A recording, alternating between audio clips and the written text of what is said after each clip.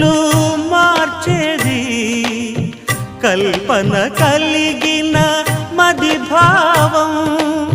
బ్రతుకును పాటగా మలిచేది మనసున కదిలిన మృదునాదం కలవని దిక్కులు కలిపేది నింగిని నేలకి దింపేది తనే కదా వారధి క్షణాలకే సారథి మనస్సనేది అహో ఒక మనసుకు నేడే పుట్టిన రోజు అహో తన పల్లవి పాడే చల్ల